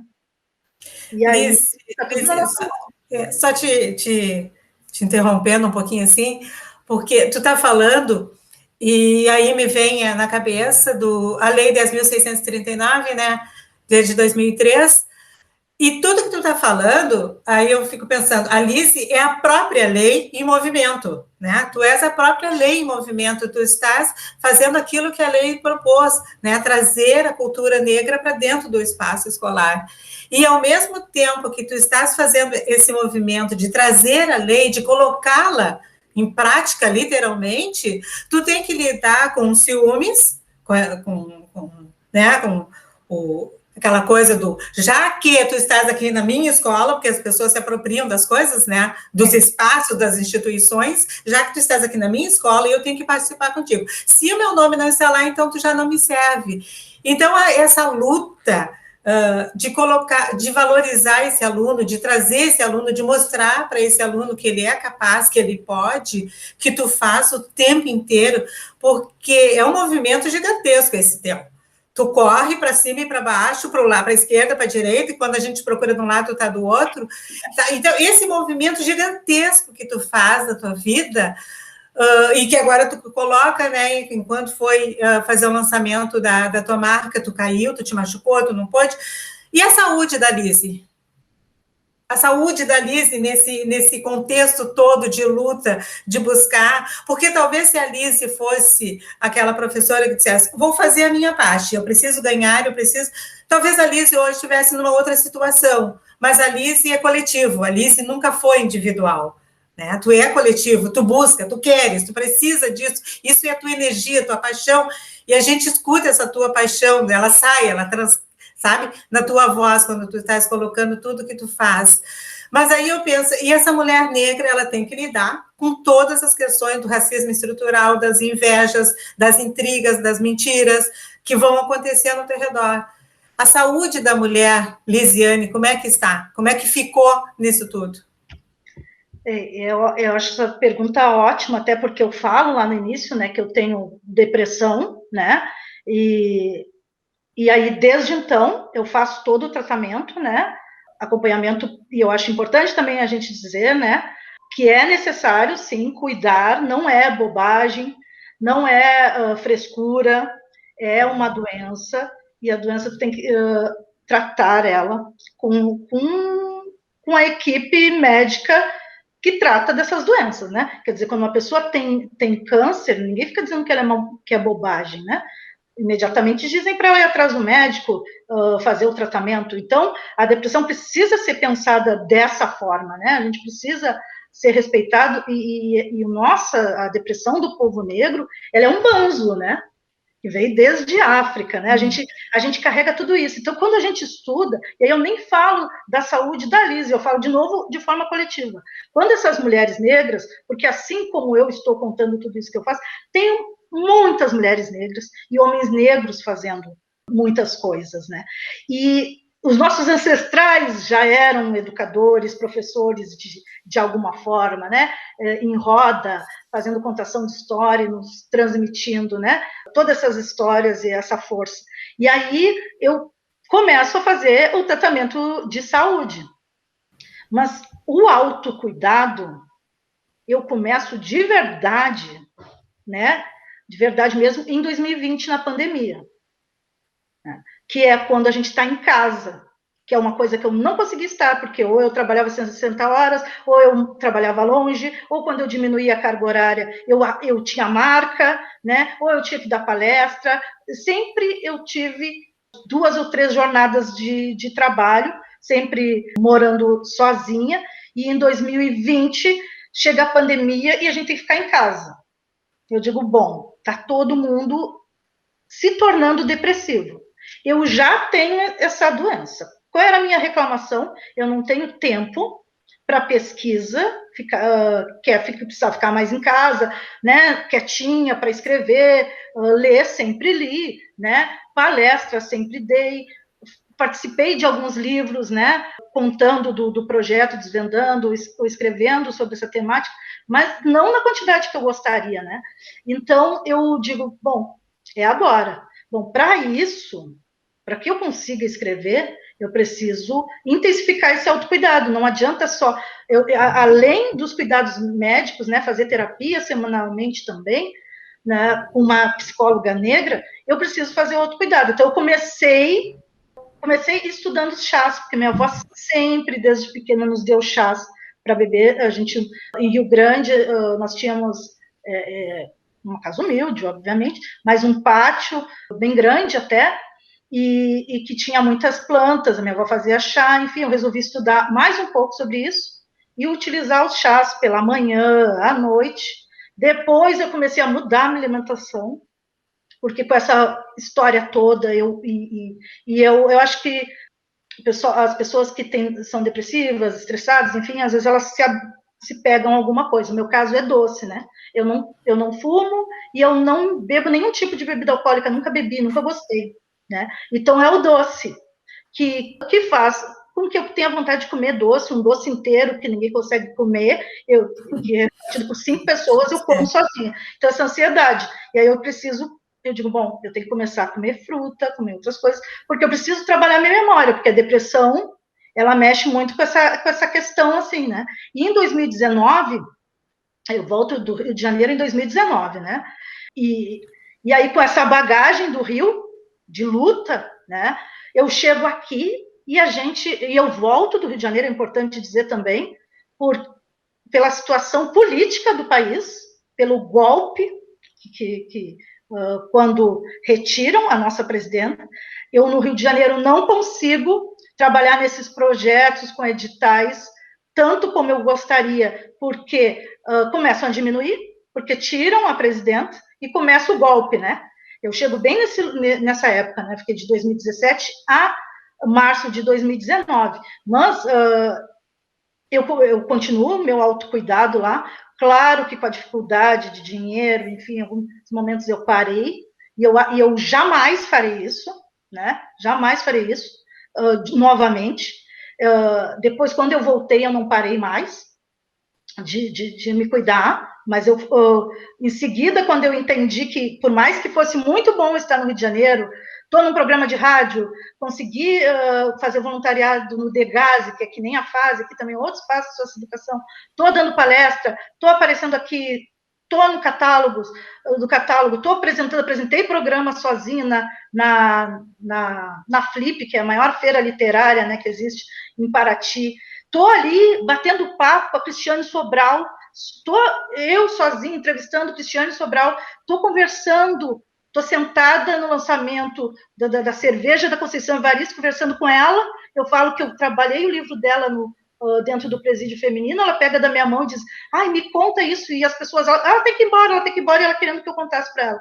Quer dizer, todo mundo que eu trabalhei aqui em Porto Alegre, que eu trabalhava com Carolina Maria de Jesus, né, que não está mais entre nós, mas, enfim, de alguma forma, Cristiane Sobral, Conceição Evaristo representam ela, né, levando a história do Oliveira Silveira, porque eu acho que é importante a gente sair daqui também e levar a história. Eu saio daqui não para abandonar o projeto no Rio Grande do Sul, a intenção era que eu me organizasse lá, né, conseguisse trabalhar em projeto lá, e inclusive pagasse os ex-alunos que tivessem interesse para manter o projeto Desvendando também no Rio Grande do Sul. Então, saio também pensando coletivamente, bom, o Rio Grande do Sul tem que continuar de alguma forma com esse projeto, e eu tenho alunos que, mesmo que não queiram ser educadores, que eles conseguem tocar tranquilamente, só que eles ainda não estavam prontos para aquilo, e minimamente eu preciso ter dinheiro, né? Eu não quero trabalhar de graça, como é que eu faço meus alunos trabalhar de graça? Não, impossível. Então, eu começo com esse autocuidado lá, né? Tem vários espaços coletivos, né, de saúde mental também, eu participava de um lá no Rio, só que quando assassinam a Marielle Franco, a gente cai, né? Principalmente as mulheres negras. Eu fazia parte de um grupo, um coletivo, as Panteras Negras, que era intervenção artística, porque aí no Rio de Janeiro eu faço até artista eu viro. A gente faz intervenções artísticas, são várias mulheres negras vestidas de preto e faz essas intervenções. Aí a gente ia na marcha das mulheres negras, em outras marchas, e a Marielle Franco sempre estava com nós, ou sempre nos convidava. E fazia questão de tirar foto com a gente, enfim. E aí assassinam a Marielle, né? Eu iria estar naquele espaço, ouvindo a palestra dela, mas eu não estava muito bem, era um dia muito quente no Rio de Janeiro, e eu fui para casa de uma amiga, e a gente fica sabendo daquilo. E aí começam, né? A gente a marchar, literalmente, né? Lutar por justiça por Marielle, né? E isso dói muito pra gente, né? A gente tem que sair pra rua. E como Panteras Negras, a gente era convidada pela irmã da Marielle, a Aniele, né? Para estar nesses espaços. Inclusive, um dia antes o dia que eu viria embora, que eu decidi vir embora para o Rio Grande do Sul, foi a homenagem de 1 ano do assassinato de Marielle, que a Aniele Franco e a família dela fizeram, e convidaram as Panteras Negras. Então, eu saí do Rio de Janeiro, assim, com isso, né? Minha última ação dentro do Rio de Janeiro é estar num palco homenageando a Marielle Franco, né? E aí, quando eu chego no Rio Grande do Sul, e aí eu venho de carro, né? Venho de carro, passeando, que eu gosto um pouco de passear e viajar também, Enfim, chego no Rio Grande do Sul, eu digo, bom, e o que eu vou fazer agora? Tem que voltar. Faltavam uns 2 meses para acabar meus 2 anos de afastamento sem remuneração no município de Viamão, né? E eu digo, vou tentar tocar a marca. Mas aí eu chego no Rio Grande do Sul e a gente está próximo do inverno. E o Rio de Janeiro, eles acham que eles têm inverno, mas eles não têm. Eu digo, meu Deus, eu vou precisar de muito mais tecido, vou ter muito mais gastos aqui, como é que eu vou fazer? E aí, a primeira coisa, né, quando eu saio lá, antes de sair do Rio de Janeiro, eu ligo para minha antiga psicóloga, e eu digo para ela, olha, eu estou voltando, tu arruma um horário para mim. Então, eu já volto para essa psicóloga negra, eu também tinha uma psicóloga negra no Rio de Janeiro, volto para essa psicóloga negra e começo a trabalhar tudo isso, dessa volta para o Rio Grande do Sul, pós-golpe, com a educação virada de cabeça para baixo, isso sempre foi problemático, virada de cabeça para baixo, mas eu não posso sair eu não posso ficar lá assim, se eu tenho um concurso aqui me esperando, com essa instabilidade, né? E aí, eu faço todo esse autocuidado, mas quando eu entro em 2019, dentro da escola, eu desenvolvo uma nova doença, que é síndrome de burnout, né? Que é pelo excesso de trabalho. Eu chego e tem muito mais trabalho do que antes, e muito mais difícil a gente trabalhar com os alunos, essa coisa do protagonismo, né? E aí eu desenvolvo essa outra doença, e aí é conversado entre os médicos que eu preciso sair um pouco da sala de aula, não pelos alunos, mas pela burocracia que o professor tem em sala de aula, que é as chamadas, os drives, enfim. E aí eu vou para a biblioteca, para uma escola e aí eu acho que começa um autocuidado aí também, né? Eu vou para a biblioteca, trabalhar com educação infantil e séries iniciais, que eu já tinha trabalhado quando eu fui coordenadora do Mais Educação, eu também já tinha sido antes monitora do Mais Educação, contação de histórias, trabalhar o projeto, para que eu, digamos assim, esse é o momento que começa uma oportunidade dentro do meu espaço de trabalho, que a síndrome de burnout, ela é voltada para o trabalho, começa um espaço de eu também poder ter um autocuidado lá. E eu consigo isso por toda essa minha trajetória de militante, das pessoas não me jogarem simplesmente numa biblioteca ou dizer que eu tenho que ficar em casa, que eu estou inválida. Não, já está comprovado, tem tudo isso aqui, ó. Nós não podemos jogar ela em qualquer lugar. Ela não pode estar mais dando aula neste momento, mas ela pode estar com os alunos, então ela vai nos ajudar como projeto. Então, eu começo a consolidar esse respeito, eu acho também, de alguma forma, que eu gostaria que fosse para todos, dentro do município. E aí, e estava indo muito bem com as crianças, e desfile da marca, eu fiz desfile com os alunos no evento que tem aqui, né, no Rio Grande do Sul, voltado para estilistas negros, né, a gente fez, o desfile foi em homenagem a professores, tu já foi minha modelo, né, Jocelyn, também, porque eu estudo os alunos, ex-alunos, e meus amigos e conhecidos negros, que trazem uma representatividade, né? E aí, na marcha dos Zumbi dos Palmares também desfilei com a marca, enfim, teve todo um trabalho com os alunos pequenos também, só que a gente tem a pandemia em 2020, e aí eu preciso me reinventar. E aí, como eu falei para vocês, chás, começo a trabalhar com chás, que são dos nossos ancestrais, depois eu vou para a alimentação, sempre importante dizer, seguindo, né, as recomendações médicas e tudo mais, isso é um plus. Aí eu vou também nos óleos essenciais, que também vem dessas plantas, né, agora 2021, eu cuido mais ainda da alimentação, né, mudo mais algumas coisas, começo também a inserir o cuidado de plantas, né, para a energia da casa, enfim, me aproximo novamente da religião de matriz africana, que é a nossa história e cultura, enfim. Então, o autocuidado perpassa por tudo isso, desde a ciência, que a gente precisa acreditar na ciência, a também os mecanismos, né, como a gente tem chamado, as tecnologias dos nossos ancestrais, né, que já eram sábios, né, quando usavam as ervas, né, de alguma forma, para curar. Então, hoje a gente pode usar a ciência e também utilizar essa sabedoria. Então, eu agora também faço muita questão de propagar esse autocuidado. E aí, o ano passado, na pandemia, eu decido reunir meus ex-alunos, que sempre converso com eles individualmente, reuni, na verdade, de forma virtual, né, porque a gente precisa estar isolado ainda, para que a gente comece um autocuidado. Então, comecei uma movimentação com os meus ex-alunos, A gente tentou pela primeira vez participar de um edital, porque eles estavam desempregados, precisavam de dinheiro. Infelizmente, nós não ganhamos, né? E aí é impossível, como eu sempre digo, manter esses alunos e ex-alunos sem dinheiro, porque eles precisam ir atrás de trabalho e muitas vezes não conseguem dar conta, né, do trabalho e estar num projeto voluntário. E aí a marca também, no ano passado, sai na Zero Hora em novembro 2 vezes, né, com a Lisiane Lemos como capa, início de novembro, e no dia 20 de novembro, eu dando uma entrevista sobre a fusão do projeto Desvendando e da Desvendando Estilos, né? Que hoje a Desvendando Estilos também chama de afroeducativa, né? E aí, desde então, eu começo a pensar, bom, pelo jeito, e a gente está sem certeza da pandemia, pelo jeito, nós vamos entrar em 2021. E agora, infelizmente, né, dessa forma tão devagar que está acontecendo ainda a vacinação, né? Então, a gente vai, mas onde eu começo a repensar.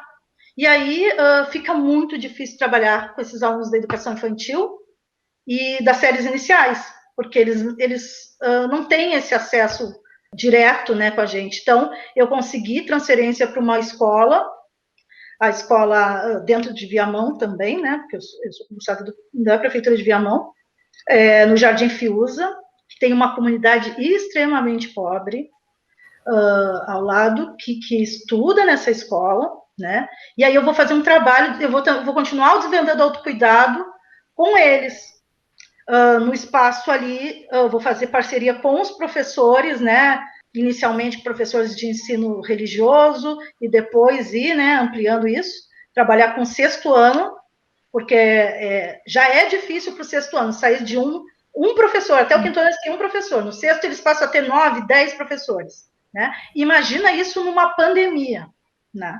Quarentena, então a gente vai começar pelo 6º ano, e gradativamente, né? E quem sabe depois ampliar, dar também formações para os professores sobre a aplicabilidade da Lei 10.639 de 2003 e a Lei 11.645 de 2008, né, que por mais que eu não seja uma mulher indígena, eu sou uma professora, eu sou obrigada a aplicar também, né, a história e cultura do povo indígena, obviamente trazendo o protagonismo do povo indígena, assim como eu quero o meu protagonismo, né, o protagonismo dos nossos, quando a gente aplica a Lei 10.639, né, história e cultura afro-brasileira e africana, a gente também tem que dar esse protagonismo para o povo indígena.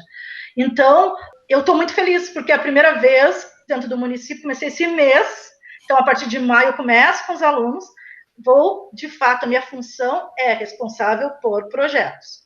E aí vai ser aplicado o projeto Desvendando, e vai começar com autocuidado, e aí, dentro do autocuidado, é óbvio que vai ter trabalhos, eu vou fazer leitura de poesia de escritores e escritoras negras, enfim, mas a gente vai começar pelo autocuidado, ver o que esses alunos necessitam, porque eu tenho projeto, como eu trouxe para vocês aqui, várias ações do projeto, mas eu preciso ver o que aqueles alunos precisam. A gente está numa pandemia, é algo novo, eu preciso primeiro conversar com eles, ver o que eles querem, o que eles gostam, como eles se reinventaram, se reinventaram, né, nessa pandemia, para depois começar a trazer, a partir das ideias deles, construir o projeto Desvendando, né, com o protagonismo deles. Então, eu acho que autocuidado é isso. Eu tive essa coragem de mudar, né, essa coisa de psicólogo, enfim, ir no psiquiatra, para mim nunca foi um problema, né, a gente ouço até hoje, tem pessoas muito próximas que têm preconceito com depressão, acham que é frescura, principalmente quando me veem fazendo tudo isso, elas não entendem que são momentos, que é o banzo, como eu já trouxe aqui, que é a gente fazer tudo isso, não sermos remunerados, não podemos ficar exclusivamente fazendo isso. A gente não quer ganhar dinheiro com a nossa história, em cima da nossa história. Não. A gente só precisa de dedicação para levar o melhor, né, da pesquisa, do estudo, do nosso trabalho, da arte, porque nós somos múltiplos, né?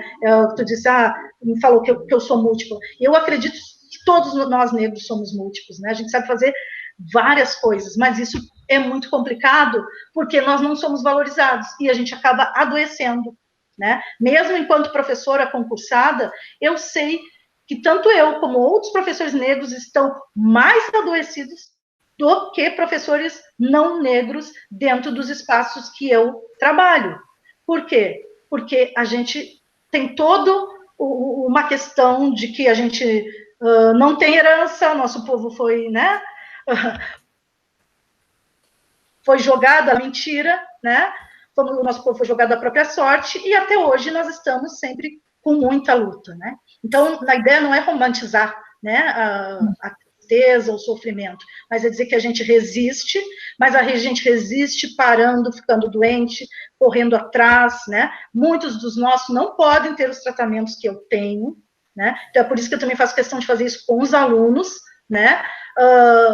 Já levei psicóloga para dentro da escola, já levei uma IA, que é psicóloga, para dentro da escola, porque IA negra é representatividade, e é também essas pessoas que já estiveram na escola sempre, né, de forma voluntária, para também mostrar que nós negros somos múltiplos e que esses alunos podem ser o que eles quiserem. E os alunos não negros têm que conhecer essa história e passar a respeitar, né, essa história.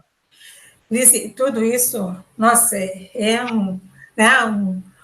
uma montanha de histórias que tu traz, porque justamente o trabalho do Mabissu, principalmente nesse mês de abril, né, que é homenagear os educadores, conhecer aquilo que ele faz, a prática da sua educação, e a tua prática é gigantesca, com tudo que tu faz, com tudo que tu traz, e como tu mesmo disse, né, eu não sou sozinha, eu não consigo ser sozinha, eu sou coletiva, eu vou carregando tudo que eu posso.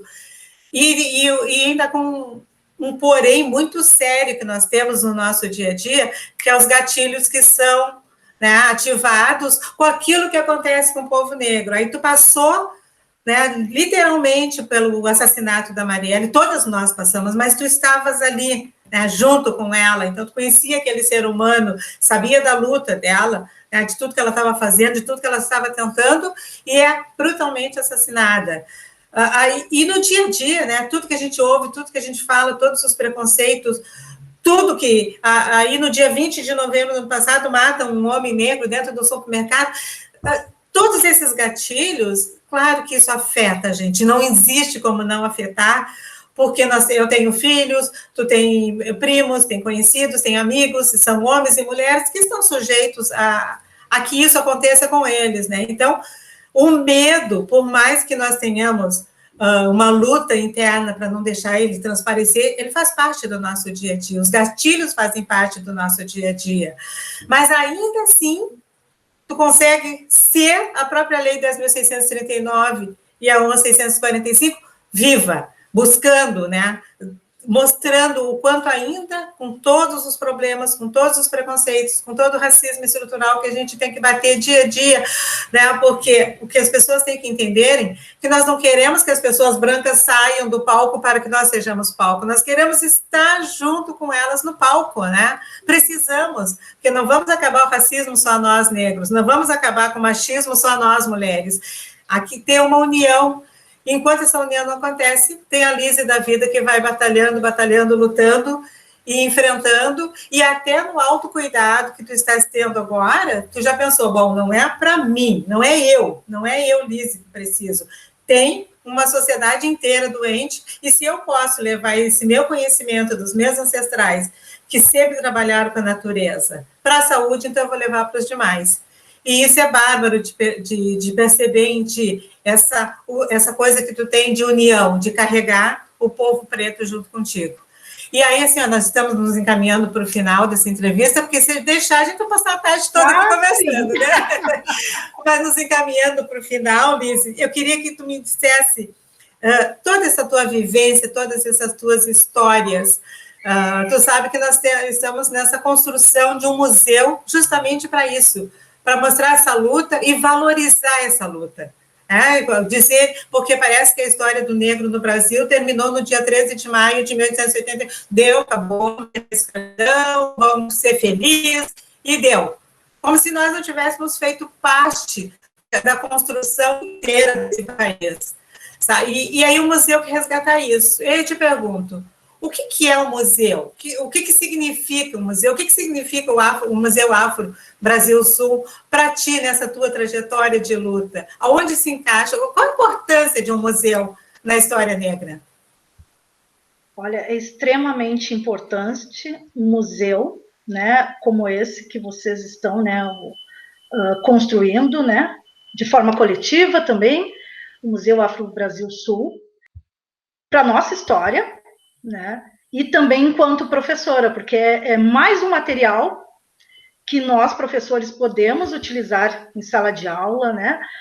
Linkar, de alguma forma, com o que a gente tem feito em sala de aula, que a gente conseguiu fazer antes da pandemia. Existe, acho que o antes pandemia, o período antes pandemia e o pós-pandemia, né? E a gente precisa lançar mão dessas tecnologias, né? Então, enquanto, por exemplo, vocês estão, né, através da oralidade, né, que sempre fez parte da vida dos nossos ancestrais, né, desde a África, né, quando os mais velhos contavam histórias em roda, e essa tradição não se perdeu, mesmo quando foram sequestrados e trazidos para o Brasil, tanto que nossos avós, pais e até mesmo nós, né, seguimos perpetuando essa linda tradição.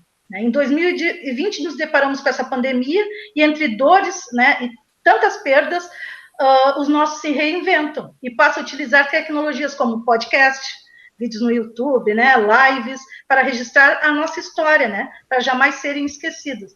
Então, quando surge uma ação como o Museu Afro Brasil Sul, que eterniza a história dos negros do Sul, tão invisibilizados, isso é de extrema importância. E deve ser, de fato, viralizado, né?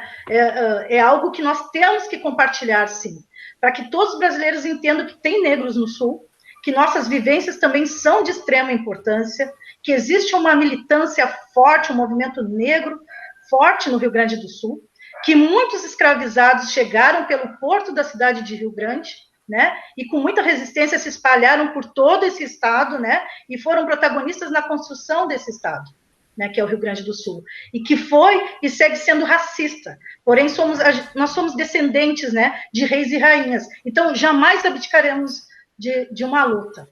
Então, realmente, o Museu Afro Brasil Sul é algo que precisa ser extremamente valorizado, que deve ser usado na sala de aula, né? O projeto Desvendando está montando uma biblioteca exclusivamente negra, né? Que circule pelas escolas, né? Então, através de doações de livros, né? Para que pós-pandemia essa mala, né? A mala da atividade Desvendando a Leitura volte a circular, né, entre as salas de aula, e enquanto a gente está de forma virtual, eu possa ler para os alunos esses livros. E aí, o podcast, por exemplo, do Museu Afro Brasil Sul, vai ser linkado, sim, com essas histórias que são contadas nesses livros, né, escritos por negros e negras da diáspora. A ideia do Mabissu é justamente essa, de valorizar, e o podcast chegar na sala de aula para que aqueles meninos escutem e saibam que tem uma luta, porque parece que, de repente, alguém diz assim, não fazem nada, como se o fazer nada fizesse parte da nossa vida.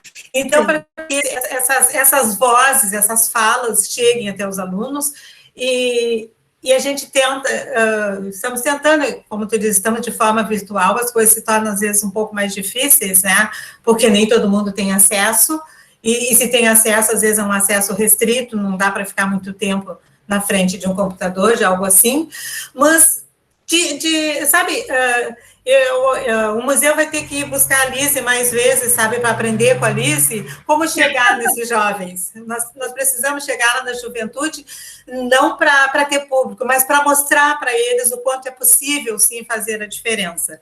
Então, com certeza, a Alice se prepara que nós vamos correr mais atrás dela, com toda hora. E eu estou sempre à disposição, porque desde já, eu sou fã do Museu Afro Brasil Sul, e esse ano, dentro do projeto Desvendando, eu começo a trabalhar uma escritora, né, de Pelotas, que vocês conhecem bem, que é a Maria Helena Vargas da Silveira, né? Ela começa a fazer parte, né, do projeto e chegando para esses alunos da periferia da educação básica. Eu quero agradecer mais uma vez, né, por esse espaço negro, esse espaço preto, né? Pedir para que as pessoas conheçam o Projeto Desvendando, no Instagram, @Projeto Desvendando, né? E também no Facebook, também, Projeto Desvendando. E também tem as redes da Desvendando Estilos, né?